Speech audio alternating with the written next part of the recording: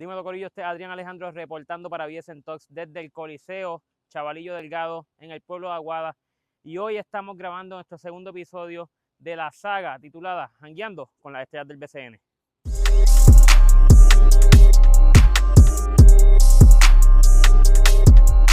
Esta serie de videos es posible gracias a la familia de Kokopelli Can-Am Rental, ubicado en Juana Diaz. Tienen transportación de Can-Ams a toda la isla. Ustedes lo piden, ellos te lo traen. Para más información pueden comunicarse con ellos al 787-371-2107, 787-371-2107, Kokopelli Can-Am Rentals. Dímelo, corillo, este es el segundo episodio de Jangueando con las Estrellas del BCN y hoy estamos con Sheldon Mac, the man himself.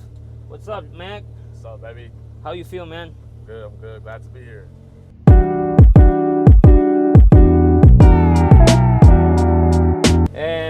So we know we're just heading out from the Coliseum here in Aguada. First thoughts on your experience here playing with Aguada right now? I love it, man. It's a new environment for me, new team for me. Love the teammates here, good vibes, good energy. The fans here, I love it. Every home game is packed out, so it's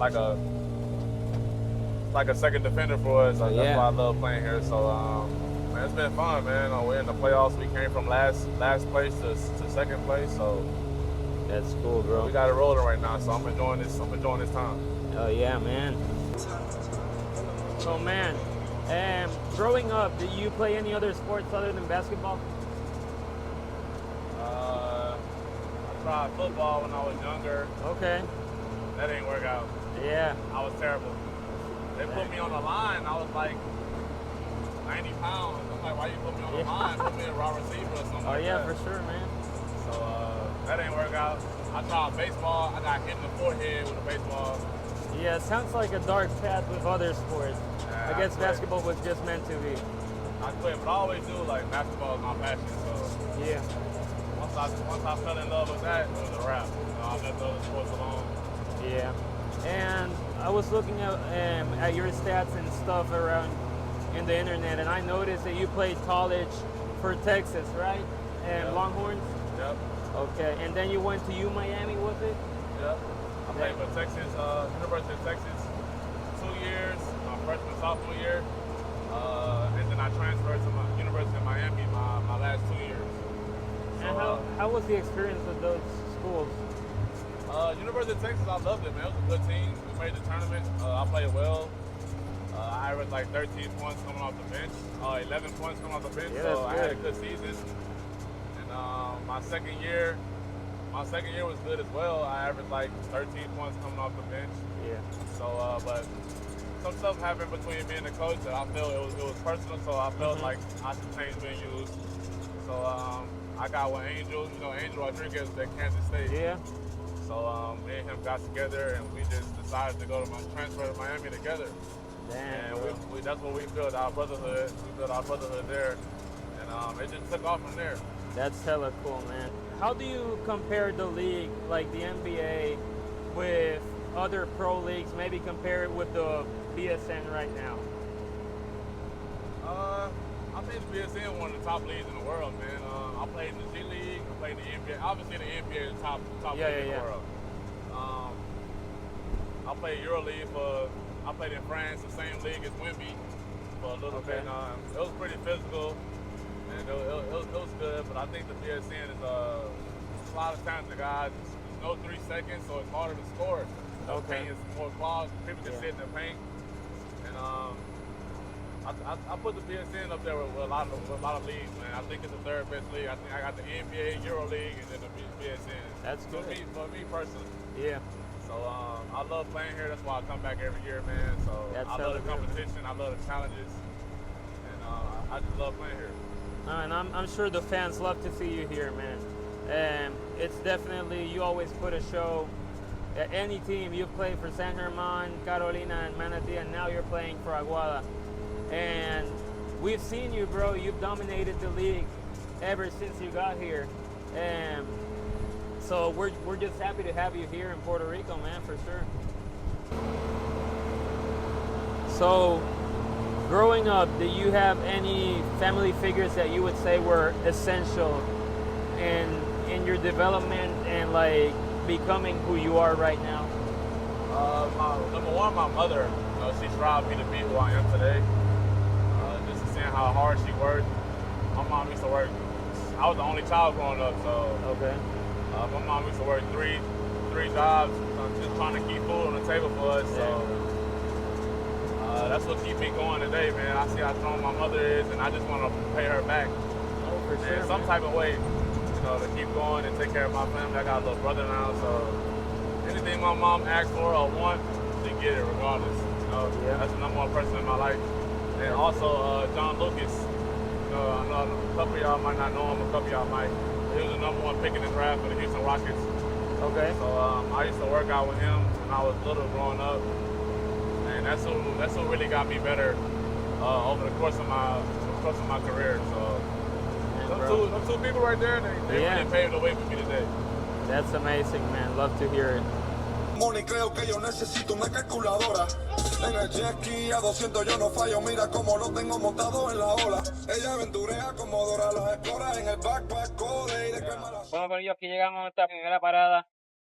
Este episodio se supone que fue un poco distinto porque I was supposed to be showing you around and we ended up at your favorite beach right now. I thought Crabs Bowl was my favorite beach, but this is totally no. Yeah, man. Man, we talked a little bit about your past in the NBA, college career on our way here. And I never asked you what actually made you decide for basketball. What was it that called you for basketball? I always had a passion for basketball when I was little. My mom always was dropping me to play basketball, so that was a goal for me. Like I said, I tried football and baseball, it just didn't work out. Like I wasn't good, so I just stuck with basketball. I was like 3 or 4 years old, and I just was determined that I was going to make a living out of this sport and take care of myself and take care of my family by using this sport, and that's what I'm doing. So I'm grateful, and I thank God every day that I'm in a position to be who I am with. And now that you mentioned that, what would you say to upcoming generations looking forward to this sport, wanting to become the next Sheldon Mac in basketball? Just don't get sidetracked. Stay focused on the main goal. Graduate first for the young kids. Graduate, get the degree. Then just on the basketball. Get distracted by outside things, girls, social media. Yeah. And it'll always be there. So focus on the main goal. That's gonna take care of yourself, take care of your family. Everything else will fall in place. For sure, man. So, can you recall a special moment, like, or a moment memorable enough, and during your career that, like, actually marked you? I would say when I first got to college, at the University of Texas, was a memorable moment for me because that's one of the biggest stages, like sports, college basketball. And I'm playing at the highest level, Big 12 basketball, University of Texas, the best school in Texas. I'm from Houston, so it's only 2 hours away. So my family got to see me play a lot. So that was very memorable to me. Stay connected with my family while playing basketball. So I think that's where the special moments start for me. And I just continue to grow on that, and it's elevated me to where I am today. Talk to me a little bit about how do you prepare for big games? What's your routine on a day, like, actually on the day of the game? Day of a game, wake up. If it's a home game, we have shoot around about 10 o'clock, something like that. I go through my normal routine, get shots up, just stay in the rhythm. Go back home, take a nap. I eat something, I eat breakfast. Only eat one time on game day. Because one time I was in Carolina and I ate some pancakes around 4 or 5, and I felt sluggish around game time. So now I only eat one time around 12, 1 o'clock. I take a nap about 2 o'clock. Wake up around 4 or 5, go to the gym. Put my headphones on, get in game mode, go through my routine, and I prepare for every game the same way. No game is bigger than the other game. It's at the end of the day, it's basketball. I treat every game the same, like it's the last game. I'm less than grateful to play at the highest level in this league, so I treat every game the same. I find it funny that you mentioned the nap because Phil Fuller actually mentioned that he actually takes a nap from 2 to 4 too. Yeah. So I guess that's a thing, man. Yeah, you gotta take a nap. Gotta get a rest. Power naps are helping all the players do. What's something that you would like to share about you growing up? If you had to share something. Me growing up, I was the only child, so I ate a lot of cereal growing up and peanut butter and jelly sandwiches growing up. So I think that's why I'm so tall right now. I'm 6'6". Yeah. Pushing 6'7". It's surprising that I ate a lot of cereal, Pops, Fruit Loops, Frosted Flakes, and 2 peanut butter and jelly sandwiches growing up. I ate that like every day. I'm serious. I ate that like every day. That was like my survival meal growing up. You know what I'm saying? Like my mom, she worked 3 jobs growing up.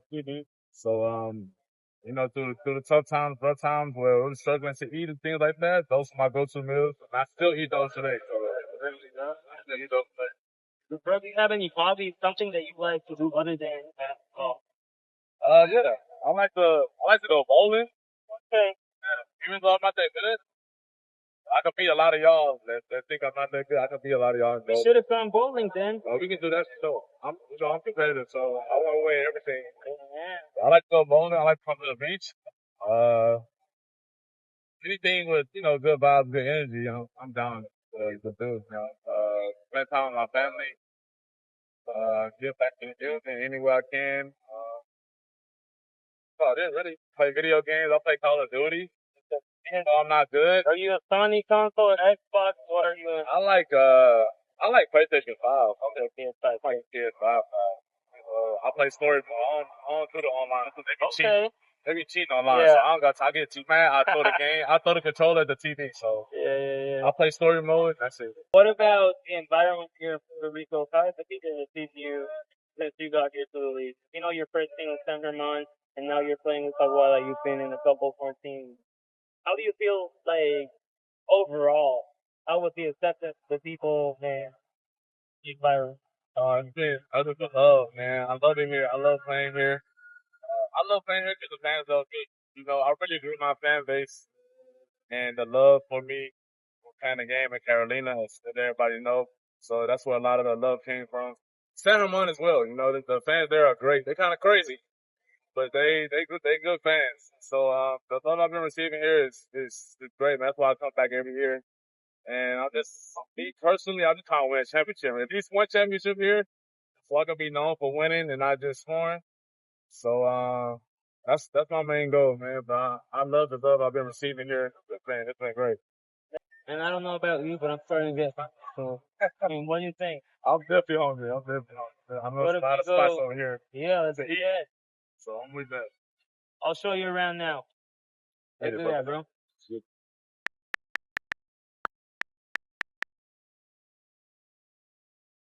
Bueno, Corillo, llegamos a nuestro segundo spot, Picadero Tapas Wine and Beer en el pueblo de Moca. So, Mr. Mac, what are your goals looking forward into the future, thinking about basketball? Like, or maybe outside of basketball, do you have any other goals? Maybe opening up some business, or what are those goals? My goal outside of basketball in a couple of years is to own some properties in Houston. I already have one Okay. property, so but obviously to invest in property, you have to pour money into it. So the more money I save up, I can invest into that. And I want to own multiple properties in different cities, like Miami, like cities that's kind of like tourist vacations, spots like that where you can make money regardless of what you're doing in life. So I want to do that. And as far as basketball, I'm going to play till my legs fall off. So that's what I do best right now in my career, and that's where I'll make the most out of what I'm doing. So I'm gonna continue to do that until I can't play no more. Yeah, man. Well, you mentioning real estate, basically, I feel like that's one of the routes that you have to take if you want to be financially independent at some point. And it's just passive income coming in there, and great way to retire and keep making money. So, well, man, we had talked about NBA earlier. Do you think the NBA is still an idea that you might consider to go eventually back to the NBA? For me personally, no. Okay. And that might be a shocker to everybody, but for me, it's like a waste of time, man. Like I tried to get back into the NBA. I went through the G League, process, and the NBA is like politics, and they like who they like. I'm just keeping it real, like. Yeah. And once you hit a certain age, that they feel like you've already reached your peak, you already reached your ceiling, so they don't want you, and that's fine with me. I'm gonna go play somewhere where I'm wanted and appreciated and needed to play, which is somewhere overseas. So that's why I started my career overseas, and I'm not just gonna go to the NBA to get paid great money, but I'm not playing. Mm-hmm. Like I love the game, and I wanna play, and you get better in the game. You don't get better sitting on the bench. Exactly. So that's why I chose to start my career overseas, and that's why I plan to finish. That's great, man. Who's your favorite basketball player right now, and why? My favorite basketball player ever is Kobe Bryant. Okay. And I'm not saying that because he passed away, rest in peace, but that was always my favorite player growing up, just watching how he dominated the game, his game winners. When people count down 3, 2, 1, they say Kobe off rip. So that's what kind of inspired me to play the game of basketball. So that's my favorite player ever. But right now in the NBA, my favorite player is Paul George. So I try to simulate my game to him and the way he do different things on the court. So I study him a lot. Oh, yeah. Well, man, let's get to some eating, and then we can continue with a couple more questions. Absolutely. All right. Well, man, that's a wrap in Picadero. I think it's our time to head back to the gym. Sun went down, got a little cool breeze now. Hell yeah, now it's starting to It was get hot good. as hell earlier, oh my God. No, earlier it was impossible, bro. This temperature right here is perfect, bro. Oh, yeah, for Like sure. that sunset temperature. Hell yeah, bro. Everyone is saying I put this. Episode 2, who is it? And everyone, Sheldon Mac. They definitely saw your story too. Oh, That's good. Say what up to the gang? What's going on, man? Con los del power y nosotros tenemos los tragos y no son hoy te la fuimos de IP también duramos el culo mami. Well, man, quick question. How do you balance basketball and your personal life? For me, it's the same every day, man. I just thank God that I'm alive. I wake up every morning and pray. Thankful that I got a roof over my head, clothes on my back, food to eat, water to drink. And I play the game I love. And then after that, I live life. I enjoy my family. And I worry about only things I can control. So there's people, like I said, there's people dealing with way worse things than us. They don't know where their next meal coming from. They don't know where their next amount of money is coming from. So I'm blessed to be in a position where I have most of the things that I want in my possession. So, amen to all of that, bro. Yeah, I don't let nothing really bother me. I just live life day by day, and I thank God for the simple and the most simplest things ever. I thank God for it. That's where it starts. So for me, it's easy, man. I just live life the same way every day. Sure, bro. Amen. I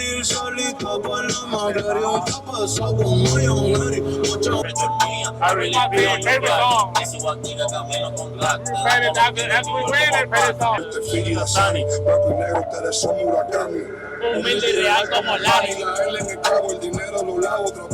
Well, man, almost end of the day.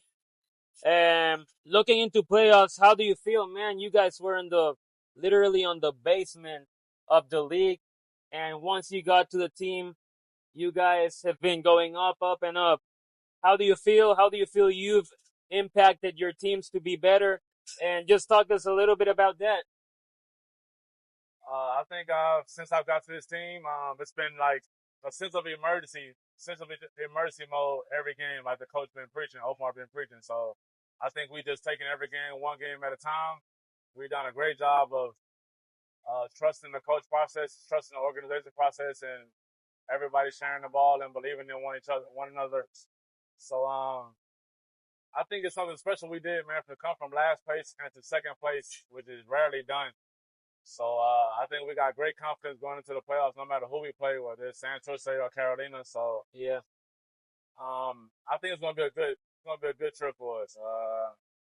We got a lot of great players on the team, and we're missing one great player, Toro. So when he comes back, it will be even better. For sure. But I think we got a great confidence, momentum builder going into the playoffs. So I'm positive thoughts all the way. I think we can go all the way.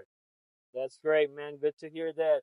And yeah, you had mentioned me earlier that basically when you signed with Aguada, they told you that you guys had to win almost every single game to be able to qualify for playoffs.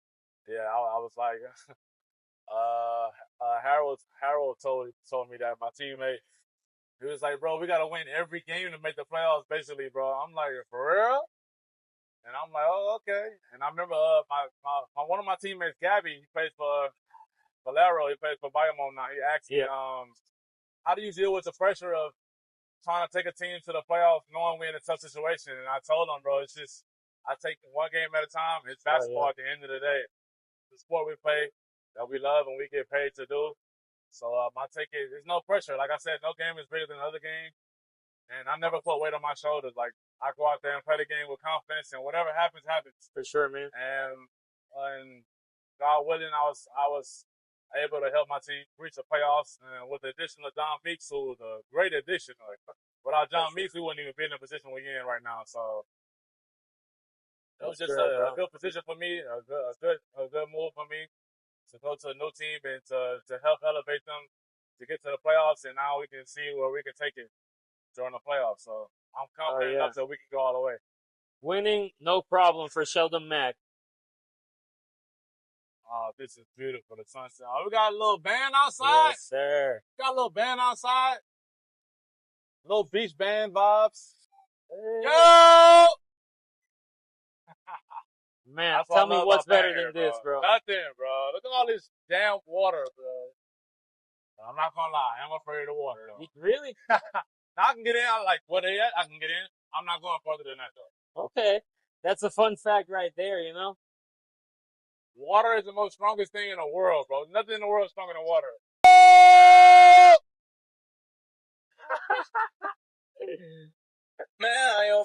Rico huele. Manny Camper!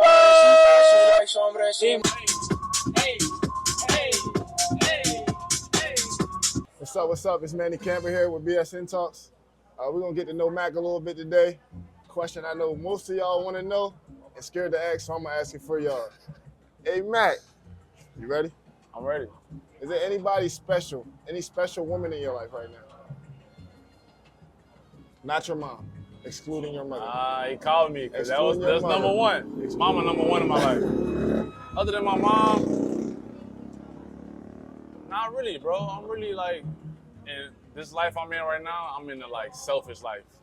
Like, it's all about me right now. Take care of myself, take care of my family, and that's it. So if the right girl come along and we got the right vibe, same energy, then I'll go with it. But as for right now, I'm not really looking or searching. I just kind of go with the flow. You know, whoever come along, they come along. Whoever leave, they leave. And at the end of the day, I'll sense what's for me and what's not for me. So that's where I'm at. Here you have it, you know, single Mac. He's single. If you like him, shoot your shot while you can. Yeah. All right, Mr. Mac, last round of questions. What's your go-to song before a big game? What do you listen to before a big game? My go-to song is Hakuna Matata by Gunna. Hell yeah. They get me going. He was the my kind of whole lot of young gonna work millions of dollars and dollars. I said the chair, my little bitch, my she made it as I follow. Yeah, you wanna on tour, a BP the child, living a Hakuna Matata. And no more worries. Okay, Mac. Last question. Very last question.